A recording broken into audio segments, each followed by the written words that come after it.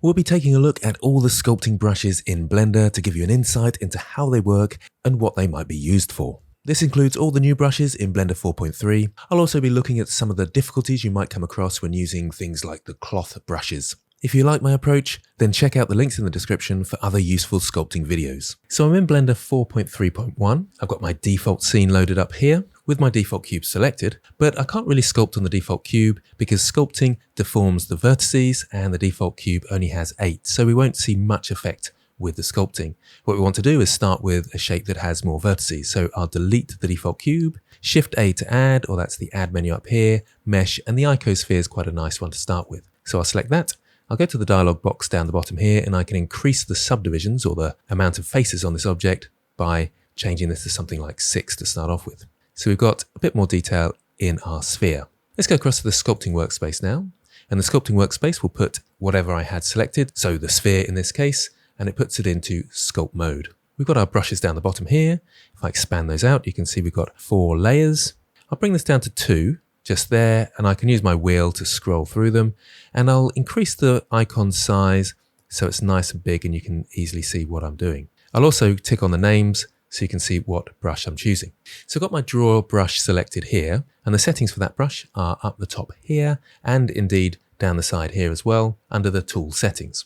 I can resize my brush with the F key. Incidentally, I've got my screencast keys just on the side here, and Shift F is to change the strength. You can also find those settings, radius and strength, just there. You've also got the plus and minus. So with the draw brush selected, I'll just resize that so it's nice and small, draw across my shape. You can see that it's a positive, so it's kind of pulling outwards from the shape. If I change this to the negative, I can dig into the shape, as you can see there. I'll undo those strokes and change that back to the positive. The shortcut key for that, if I zoom in a bit, there's the positive, and the shortcut key for the reverse is holding down Control and it will do the reverse. Now you can see my strokes are a little bit blocky, so I haven't quite got enough faces on my shape. I'll undo those strokes. The way we add more detail to our shape is using the Remesh option. There is also the Dyntopo. It's a little bit more confusing and possibly a little bit less responsive and slightly less used these days. More commonly used is the Remesh. Under the Remesh, there's 2 important aspects, the voxel size and the Remesh button itself. The voxel size is the size of the faces you're going to create, and the Remesh button will actually apply those to our mesh. And it remeshes our shape to keep it as close as possible to the shape it already is. So if I draw across here, for example, like so, and then use the remesh, you can see there, it tries to keep its shape. In this case, our remesh size is reducing the polygon count. Incidentally, you can go to the overlays here, turn on statistics to see your actual count. We've only got 2,000 faces here at the moment. So I need to go to my remesh and change the voxel size. There's a quicker way to do this though. If I press R, I can actually get a grid where I can see the size of the voxels or the faces that's going to create. So I can go down to something like 0.01 in this case, somewhere around there, and Control R to remesh. And you can see it kept the shape and it's added more resolution. If I draw on this, you can see how smooth that is now. We've got about 500,000 faces. Still not particularly high for sculpting, but certainly enough to show off exactly what we're doing here. What I'm going to do is undo all these steps. So we go back to our original sphere, which was 20,000 faces. Again, press R for the voxel size, somewhere around 0.01, roughly around there, and Control R to remesh, a little bit lower this time. We've got this nice smooth sphere to sculpt on. So that's the draw brush. The other important shortcut to know about is jumping to the smooth brush. You can do that by holding down Shift. So if I hold down Shift and go over this, you can see it kind of smoothing it out. And that's done a reasonable job there. So holding down Shift will take you to the smooth brush. And if you ever want to change the settings of the smooth brush, so let's say you wanted it to have more or less strength, which is also up here, you can change it in the brush. And then when we go back to using something like the draw brush, holding down Shift will take you to the smooth brush with those new settings. So that's the draw brush and the smooth brush. The draw brush is obviously the default brush, and it's often the brush that you use to create new brushes, let's say texture brushes where you've got a rock texture and you can sculpt some rocks and things. If you want to learn more about that, then do check out the link in the description. Quick intro to sculpting, where I talk about creating new brushes. Let's now go to the blob brush. I'll change the size of my brush with F and I'll start drawing, and you can see it creates a sort of blob. I like the blob brush. It's good for kind of character spots and things. So you can resize and have a few spots there. Looks a bit like a smiley face at the moment now. And the reverse of the brush, you can hold down Control and create these cool looking dents as well. You can even have dents on your blobs, like so. Now it's worth pointing out at this point, let's resize the brush, make a really big blob here. You can slowly start to see some stretching in our mesh, especially if I do a blob on a blob like this, and then a blob on a blob on a blob. You can really see the stretching happen. Let's do a blob on a blob on a blob. So it's becoming a bit distorted because I'm stretching out these vertices too much. And you'll see that even more when we use things like the snake hook brush to pull our mesh around. What we do in those scenarios is we do a remesh. So Control R to use our remesh tool, and I can smooth this out. And you can see the remesh keeps its shape, but adds those new faces evenly across the mesh we've created. So I can keep blobbing out here, Control R to remesh, blob out a bit more, Control R to remesh. Let's blob out this way now, Control R to remesh. So you're constantly remeshing when you're expanding out your shape. And then you get some really cool looking things like this. Okay, so let's go to the clay brush and the clay strips next. So let's click on the clay brush first, come around to a clean area and use it to draw. And you can kind of see what that does. Very similar to the draw brush, but it's just kind of wider. If I go to the clay strips, slightly different that one. You can see that sort of creates strips like this. Lots of sculptors really quite like this brush because it adds a bit of texture to your sculpts.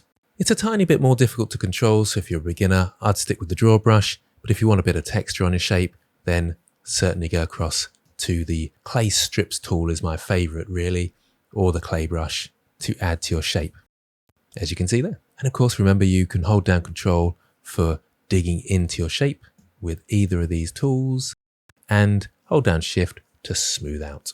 You can see it's kind of added some interesting texture there. Okay, what about the clay thumb? Well, this is really interesting. Not to be confused with the nudge, which I'll talk about in a second, but it does a similar thing. If I draw here, I can kind of push the clay into itself. It's kind of a traditional sculpting tool where you can squish the clay together into an area like this. And again, if you like that traditional sculpting look, it adds a bit of texture and variation whilst you're doing it and pushing the mesh around. But do notice how it is pulling the mesh and kind of creating a protrusion, if you like. That's the difference between the clay thumb brush and the nudge. If I click on the nudge and push this across, you can see I'm just pushing the mesh around. In fact, I want to turn the strength up a little bit there, give it a bit more power, squish it around the place, but I'm not creating any extra topology or protrusions or indents. I'm just literally pushing it around. And that, incidentally, is the difference between the color of the brushes. Notice how these are all gray, these have bits of red on them, and these ones have bits of yellow on them. The bits of the yellow are kind of push-pull and don't add any topology. The gray and the red are both add and subtract elements. The red ones kind of cut off things, which we'll talk about in a moment. So from the clay thumb, we can go to the crease polish just here. If I draw with this, you can see drawing over the same patch again and again, it will squeeze the topology together. So you can see a little bit of stretching down the two sides here and crease it into an area like so. So it creates a line. The crease polish and the crease sharp are very similar. Let's jump to the crease sharp just quickly and come down here.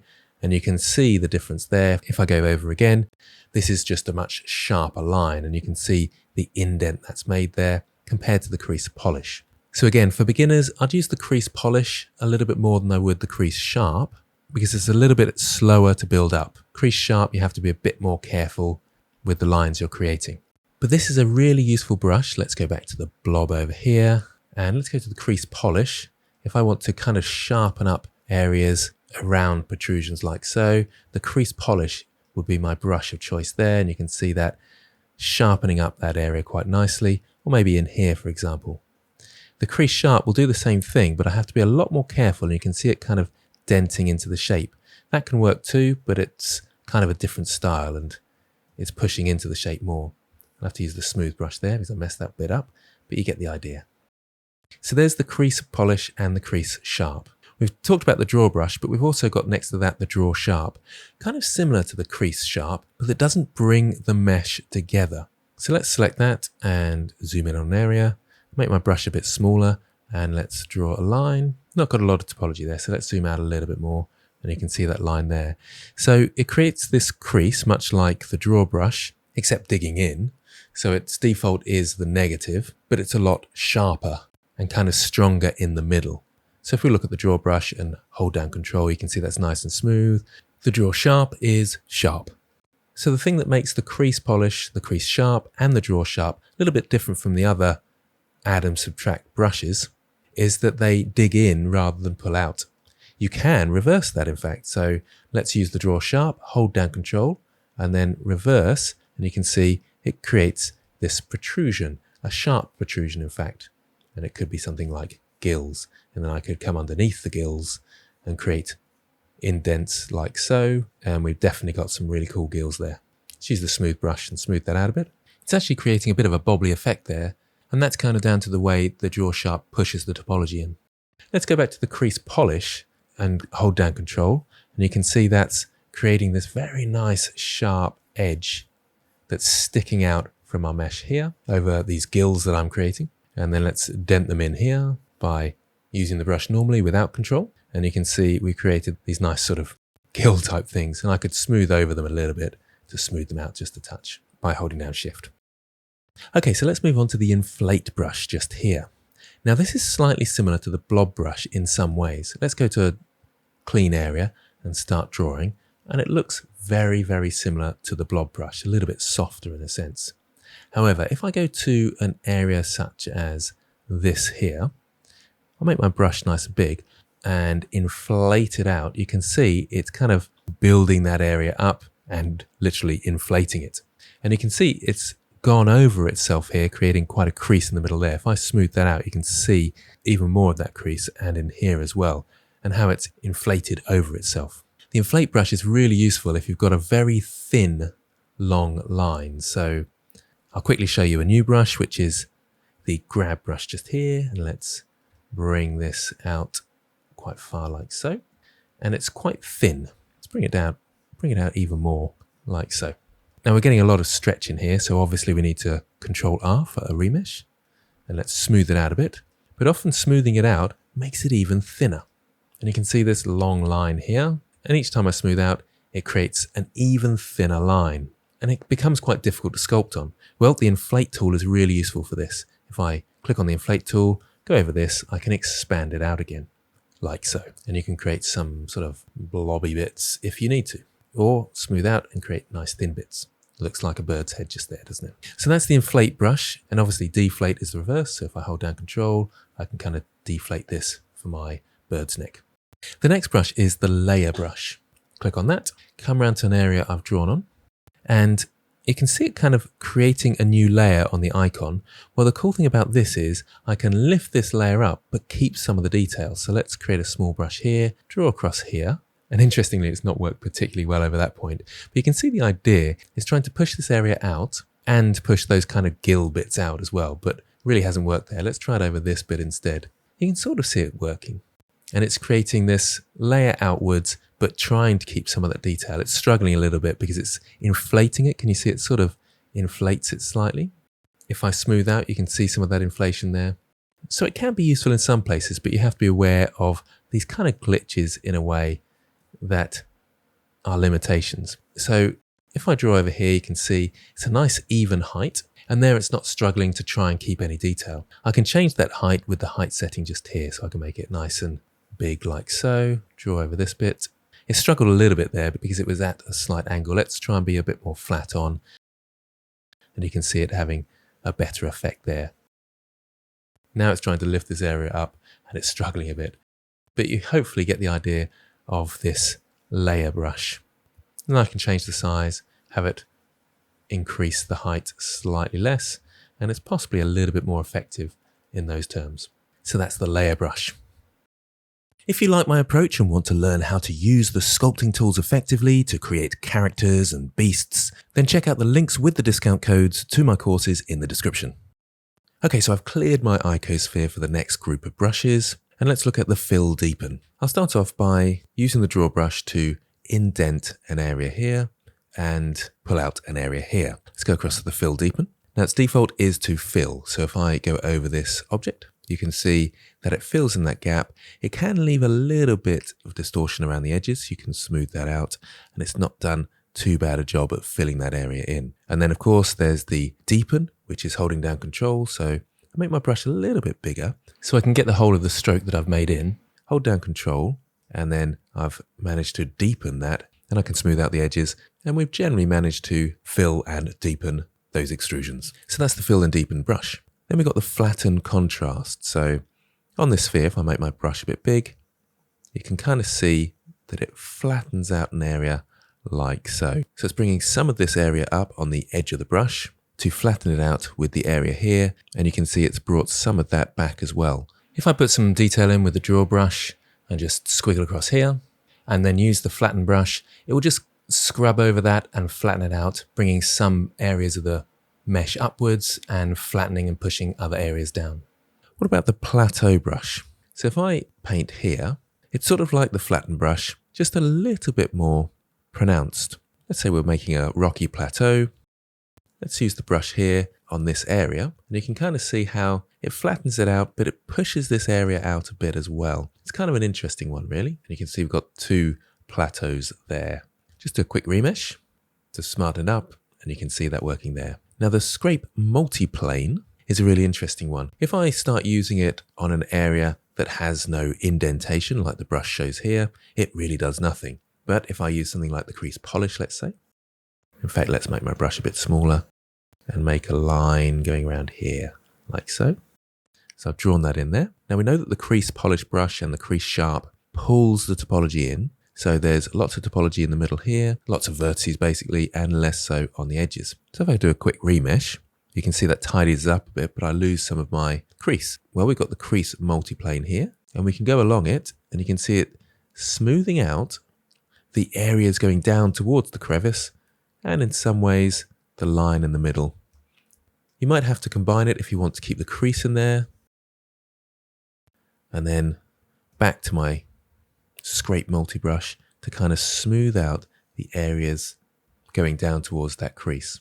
A lot of the time with the crease brush, I find myself smoothing the areas with the actual smooth brush, but you can see that loses a lot of its definition. So this scrape multiplane could be a really interesting one. Now for the scrape fill brush, let's zoom out a bit. I'll put some clay strips down around the place. So we've got some variation over our shape.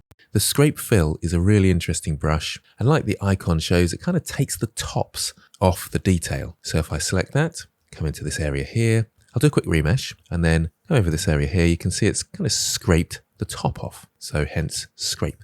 And you can see it flattening out, but taking the edges off. This is really good for sort of bashed in metal. So if I smooth some of this out a bit, and then you've got these sort of bashed bits here where the metal, let's say, or whatever object it is, has bashed against something and been dented and flattened out. And you can see kind of what that's producing just here.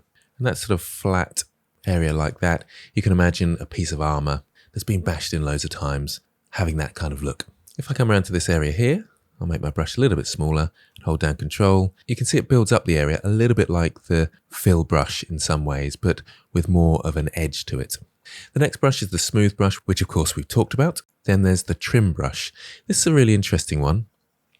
And you can see it sort of cut into the shape like so. It's a little bit like the scrape brush, which used to be called the scrape peak brush, scraping the peaks, whereas the trim brush just indiscriminately digs into the mesh. It's a really good brush in combination with something like the scrape fill brush. If I go back to this now, I can scrape the edges of this, of these indentations, and it gives a nice sort of rocky look. And the trim brush is used to kind of dig into those areas. It is a tiny bit difficult to control. You have to really take care of the direction that the brush is facing, and it will scrape really flat or trim really flat to that brush direction.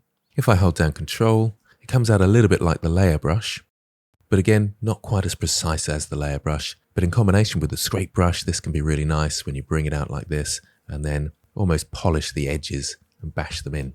And you can see there we've got sort of a rocky surface, maybe some bashed metal if we smoothed it up a bit more. So that's all the ones with red markings. And that's all the kind of add and subtract brushes. The next group we've got are the push and pull brushes. Now I'll start off with the grab brush in this case. Let's do a quick remesh with Ctrl R. I'll make my brush fairly big and let's pull out an area like this. So what this is doing is moving the topology in the direction of my brush, and I can bring it in, bring it out. A lot of the time you need to do a remesh once you've used the grab brush. So you've got more topology to play with, and then you can pull it a bit further and do the remesh like we mentioned earlier. Often in combination with the smooth brush to smooth those areas out, and sometimes the inflate brush if it needs some inflation. So that's the grab brush. Notice there's no plus or minus with the grab brushes. If I go along all of them, you can't see any of them. Apart from the pinch/magnify, all the other ones won't have a negative. And again, that's because we are both pushing and pulling. If I go back to the grab brush, I can push inwards or outwards with the movement of my mouse or pen. What's also important to note is that many of these brushes, one distinct difference here is if we're using Dyntopo. I won't go into Dyntopo much, but I'll just turn it on. You get a warning message, but it's not important in this particular instance. I'll just put the detail size down, which is much like the voxel size, and I'll turn that down to something like 3. Bring my brush a bit smaller. I'll start with the draw brush and start drawing. Now notice, instead of stretching the topology, it's creating new topology. And that's what's clever about the Dyntopo brush. And for many of these brushes, such as the clay strip as well, it will just create new topology as I draw, which can be really nice and a great way to build up shapes. However, with the grab brush, if I go to the grab brush and start pulling this out, you can see it's not using the Dyntopo, it's just stretching it out. So a lot of these movement brushes won't utilize the Dyntopo in the way the other ones do, by creating new topology. The one difference is the snake hook tool, and you can use this with the Dyntopo and pull out topology like this. But you do often get this absolute mess at the end here if you go too thin. So if I undo that and make my brush a bit bigger, a little bit safer here, and it's coming out, and it's about here where I'm starting to worry that it's going to split. And you can use this in conjunction with the Inflate brush to create extrusions like so. So that's using it with the Dyntopo. I'm going to go back to our remesh, so Control R to do a remesh. Might just smooth this area out a bit and maybe inflate it so it doesn't cause us any problems. And let's go through the other brushes. I'll talk about the boundary brush in just a moment. Let's start with the elastic grab. Now I'll zoom out for this and let's grab this area here. Can you see how it's not moving as fast as the grab brush? Let's just go back to the grab brush and move that area out, and it's affecting a much bigger area. So the elastic grab is the same as the grab in some ways, but it's a really big area, so it's for big adjustments to your shape. Then there's the elastic snake hook. So much like the snake hook, but this time it affects a really big area like the elastic grab. So if I go back to the snake hook quickly and let's talk through that, you can see that I can pull this out. I've not got Dyntopo turned on, so it's stretching the mesh, and I'll have to keep remeshing like this, stretch it out a bit more, and then Control R and remesh if I want to keep going with this stretch like so. It's a really good fun brush, the snake hook, and it kind of twists the mesh nicely as well. Just have to be a little bit careful not to affect other areas like so. So I'd have to bring my brush down on this case. And then again, Control R to do a remesh, bit of smoothing as well, and maybe a bit of inflating if needed. And then the elastic snake hook has that same sort of interesting twist about it, but it's a much bigger area. So when I move my brush around, you can see it twisting the shape. Then we've got the 2D grab brush. This is quite an interesting one. It treats the shape like it's 2D. So if I go to front view and then try and get this edge here and bring it out, and then I move around to the side, you can see it's moved that whole of that edge. So back to front view and I try and bring this area out. You can see it's the whole of that section across there. So you're seeing right through the shape in a sense in 2D at this point. It doesn't matter what angle you're at. I'll just go to front view for the sake of showing you what it's like, but you can see that's doing the same thing, whatever angle, and it's perpendicular to the camera. As you can see there, it's bringing those areas out for my squid monster that I'm making here. Then the next brush is the grab silhouette, and that's trying to get the very edges of your object. So when you move over the edges of your object, it will really try and pull out that particular edge. So it's going for the very edge point, silhouette being the very outline of your shape. And if I'm trying to get that edge there, it grabs it nicely and brings it out perpendicular to my camera. You might be thinking, well, isn't that the same as the grab brush? Well, it's surprising with the grab brush. It's not that easy to grab. If I pull this out, it sometimes goes in a direction that you're not expecting, more towards the camera. The silhouette is an attempt to really target the edges and pull them out. And you can actually see it in the details there. Similar to the grab, but only affects vertices with the normal facing sideways away from the view. Very useful for adjusting outer silhouettes, so the very outline of your shape. Then there's the nudge brush. I mentioned this briefly earlier, but it's like the clay thumb brush, but that's actually creating topology as you're thumbing and pushing it around. The nudge brush will actually push my topology around without creating any new. Just smooth that area out. It's a little bit more predictable, to be fair, than the clay thumb in many ways. Then there's the pinch and magnify. For this, I'm going to do a crease polish. So a light line across here, let's say. And then the pinch and magnify.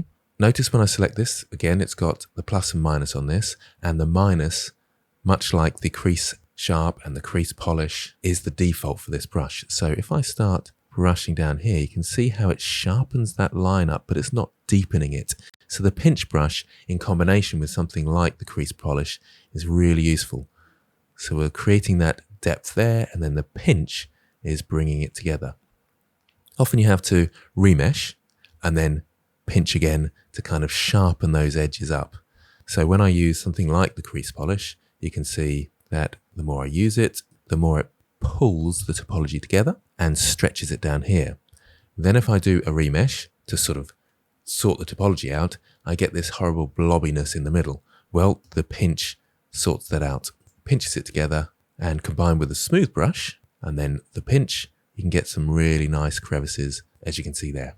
I'll leave the pose brush for now. Let's go to the pull brush quickly. Make my brush big. It's basically, if I pull this around, like the snake hook, with its sort of ability to kind of twist the mesh like this, but it's a lot softer, as it says. So you can be a bit more precise. I'll just remesh this and smooth it out. Whereas the snake hook is quite quick and fast and loose, the pull brush is a little bit more precise. In fact, I'll just remesh and smooth that out. So that's the pull brush. I'll quickly go through the relax pinch and relax slide. You can kind of see what these are doing. So if I go to an area such as this, where we've, let's say, pinched it together a bit more, let's do that because I've done a remesh in here. It's a good point, actually. If you're going to do lots of remeshes, it kind of undoes the work you do for the pinch like this, because when I press Ctrl R to remesh, it's obviously remeshing that area, and I need to pinch the topology together again. So we've got that nice sharp line where we can relax the pinch here, and you can see that softening that pinch. You might be thinking, well, doesn't the smooth brush do that? Well, if I hold down Shift for the smooth brush, you'll notice nothing actually happens. That's because for some reason I can't jump to the smooth brush with the relax pinch or the relax slide, like I can if I jump to the draw brush, for example, hold down Shift. And you can see here that it's smoothing everything out. Whereas the relax pinch, if I undo that to where we've got a sharp pinch, let's relax the pinch, you can see it's relaxing that pinch without changing the shape so much. Relax and slide is more for sharp edges, so let's get the layer tool and build up a layer here a little bit. Remesh, and then let's say I want to sharpen this up by using something like the crease polish, and I'm sharpening that edge up there, smooth it out a little bit, sharpen it up, smooth it out, and we've got kind of a sharp edge there. Let's go to the pinch and try and pinch that together. We've got this lovely sharp line there, but I can relax and slide that because it's very, very sharp, and you can see the effects of that there. So we've done the snake hook. I've still got to come back to the pose brush, but let's scroll down a little bit, and we've got two more here. We've got the thumb, very similar to the nudge brush this, if I make this fairly big, and then I can sort of push this across. When you use it, you'll see how different it is. It's a bit more precise in some way than the nudge brush, whereas the nudge brush would take this whole area, as you can see it there, it's affecting this area and this area. The thumb is a bit more direct on the vertices that are directly under the brush. Then there's the twist. It's kind of fairly obvious. It just rotates your topology in the direction that you paint. I'll do a remesh there. You can see our squid monster is in a bit of trouble, I think. Okay, so let's look at the pose brush, and we'll use our weird tentacle that's going down here. If I go to the pose brush, you can see when I move over, we've got this white line. This is supposed to be to enable us to try and pose our objects, or for the most part, things like characters, into position. It's a little bit tricky to work with just on its own like this. It tries to judge where you want the edit to take place. Just undo that last one. And you can have some pose segments here. So if I turn this up to 2, you can see that it's trying to work out where these 2 segments are. And it's doing a relatively good job. You can be more precise with something like face sets. So if I go across to draw face sets here, I can just bring my brush down, start drawing over this. So it's a green color like so. Go around to the back. Oh, that's handy actually, it's gone all the way through. And now I can, in my pose brush, instead of rotation orientation on topology, I can change it to face sets. And then let's just turn the segments back down to 1, and I know I'm going to affect just that face set. Can be quite useful, that. There's probably more to say about the pose brush, but that's probably the best introduction. The last tool is the boundary brush. Now, because our mesh is manifold, if I click on the boundary and try and do things, nothing is happening. I'm going to go back to layout mode and just hide our icosphere for a moment, Shift A to add, and let's add something like a cylinder. And I'll go into edit mode and delete the top face. So into face mode, select top face and delete. In fact, let's delete the bottom face as well. So delete faces. I'll add some topology. So Control R to do a loop cut, use the wheel of my mouse and create some topology there. And then let's go back to sculpt mode. So there's my cylinder. Now when I use the boundary brush, you can see that it's looking at those boundaries that have been created. So I can select this boundary here and move it in and out. And there are all sorts of interesting deformations you can use. So there's bend, there's twist. I can twist it round, inflate, just a basic grab, and much more. So that's the boundary brush, and that's for working with meshes that actually have a boundary like this one. So there we have all the push and pull brushes. So if I bring my brushes out for a moment, we've been through all the add and subtract brushes and the grab kind of push and pull brushes. There's a couple of brushes that are specific to the type of sculpting that you're doing. The density is used with dynamic topology and you can paint on a certain density, a bit like the voxel size. The erase multi-res displacement is only used with the multi-resolution modifier, and you can kind of take out levels of detail from your multi-res. But again, that's with a slightly different type of sculpting using a multi-resolution modifier, which I'll talk about in different videos. We've slightly touched on face sets, and you can paint face sets with this brush. Again, a bit beyond the scope of this tutorial. I'll talk about the mask in a moment, but we've also got smear multi-res displacement, which is similar to the erase multi-res displacement, but instead of erasing, you're smearing and blurring it around. I won't talk about all the painting brushes. Again, that'll be for another episode where we talk about vertex painting, but I will quickly introduce you to the mask brush. I'll just minimize my brushes again. The mask brush allows me to paint on to my sphere with a black color. It's automatically set at strength 1, and anything that I paint in black means I can't affect it by the other brushes. So let's go to the draw brush, for example. If I paint anywhere else, you can see it painting, but not on that mask area. That's obviously very useful when you don't want to affect a certain area. I'll undo those brush strokes, and Alt-M is to remove the mask you've just painted. Further down the menu, we have the Cloth Sculpt brushes. I'll talk about the bend bounds and twist bounds in a moment, but as you can imagine, they're similar to the boundary brush that we talked about earlier, and therefore don't work on a manifold object like this or an object that hasn't got boundaries. I'll actually start with the drag cloth just here. This is a useful one to explain what's going on with these cloth simulation brushes. I'll zoom in on my sphere, and I'll draw across the surface very slowly. Now, the reason I say slowly is because it does actually affect the brush. You can see it's giving this idea of cloth that's been pulled where my brush was. Now, notice if I go across the surface quickly, it's a very different effect. So with all the cloth brushes, I find that you do need to give the simulation some time to actually adjust to the stroke. So going across fairly slowly, you can give it time to simulate what's going on and therefore come up with some sort of cloth effect.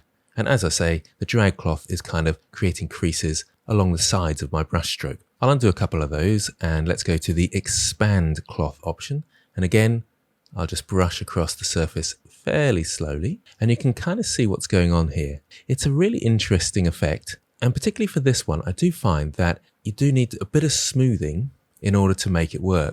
So as I smooth out, you can kind of see that looks a bit more realistic, as it were, as opposed to the earlier version. And once again, if I move quickly, it really doesn't work particularly well. So moving slowly, you can see the effects of this, and then smoothing out gives you a more realistic effect. You may find that it's smoothing out a bit too much.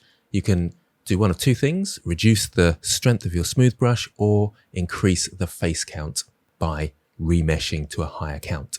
So the expand contract is kind of a scrunching cloth effect. And I'll undo this second one here. This time I'm holding down Control. Doesn't seem to be a lot happening, but when I move really slowly, you can see there is something going on.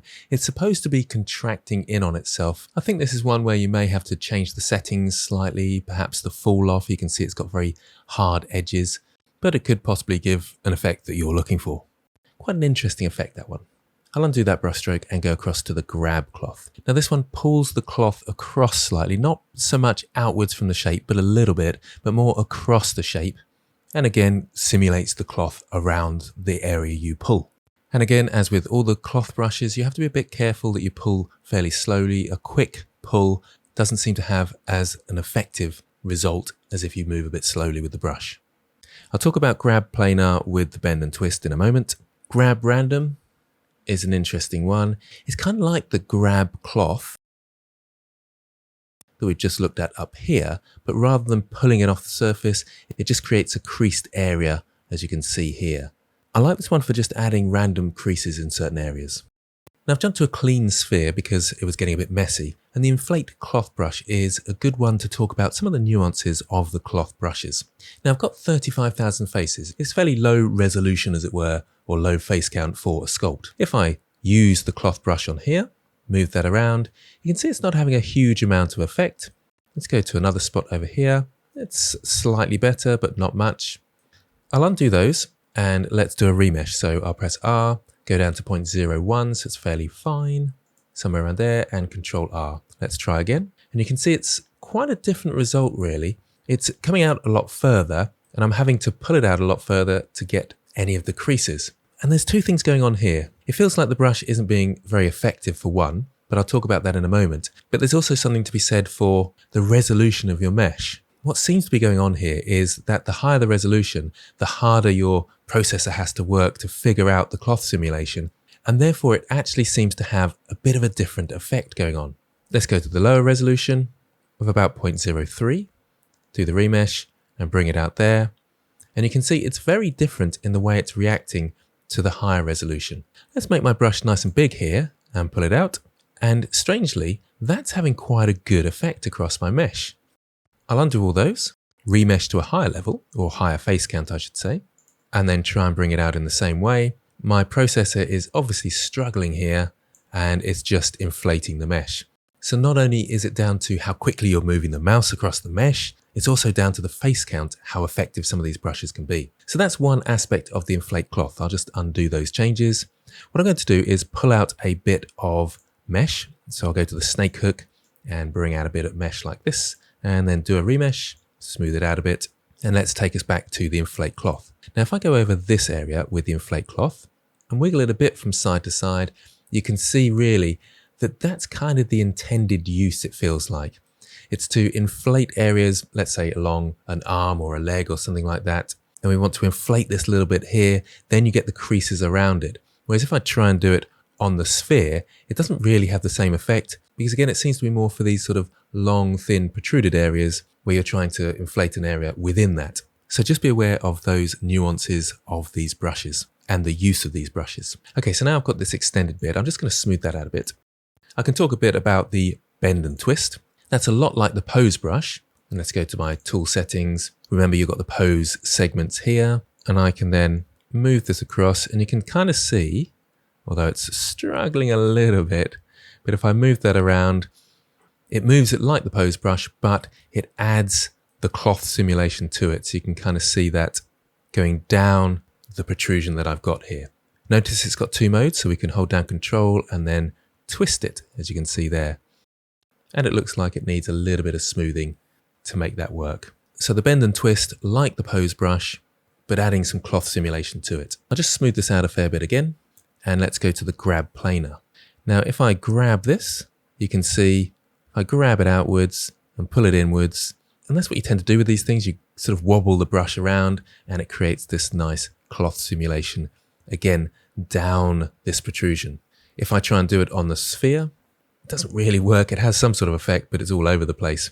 So it's another brush that's built for these long protrusions. And in many ways, that's indicated in the icons of the bend and twist, the grab planar, and the Inflate cloth. They have the icons show a protrusion for it to work. Okay, I'll undo those changes. Let's just quickly jump to the stretch and move, as that's a similar one to the bend and twist. I'll take my extrusion and I can stretch it out, making sure I go fairly slowly to do this. It's struggling a bit, and give time for the cloth simulation to kind of catch up with me. And you can see that working away there. So that's the stretch aspect of it, and it's stretched all the way down here. If I hold down Control, we've got the move option here. And again, it's using that pose brush and adding a cloth simulation to it. I'd need to smooth this out a fair bit, I think, for that to work. Okay, I'll go back to my protrusion and sphere. I'll zoom in on this area, and let's go to the pinch folds. Make my brush a bit smaller, come across the surface, and you can see this is kind of similar to things like the grab brush or the drag cloth, but it's offering a pinch in the middle there. I'll just smooth that out a little bit, and you can see that pinch that's coming together. Pinch point is very similar, but instead of a fold, it's a point. And again, I'll move across the surface and you can see it's pulling out to a point. It's a little bit like the grab random in that sense, but it comes out to a point, and I quite like that one. Let's move around a bit and go to the push cloth. So if I just wobble my brush around, again, this is a slightly nuanced one. The more you do it, the more it just goes into this crevice like this. But if I'd done that slightly less and stopped at this point, then it offers that nice sort of cushioned button effect. If I combine this with, let's say, the Blob Brush, bring that in here and have a little blob in there, you can see it's got a sort of cushion look, which looks great fun. Okay, so back to the Sculpt cloth brushes.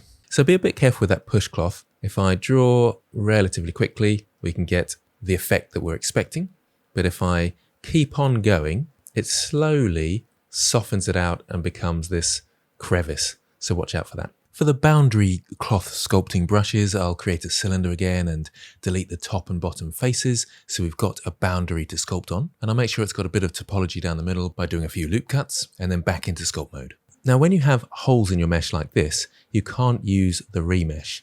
I'll show you what happens when I try to use it. It comes up with this sort of error. So generally we use something like the multi-resolution modifier to add detail to objects that aren't manifold. So I'll quickly do that for the sake of showing the brushes, but you'll have to look at my multi-resolution versus Dyntopo videos for more information on this type of sculpting method. So I'll go across the modifiers, add modifier, type in multi-res, and then subdivide this maybe 3 times. It's just having a look at the face count over here, probably a little bit more than that. Let's go up to 300. So we've got quite a lot of detail here.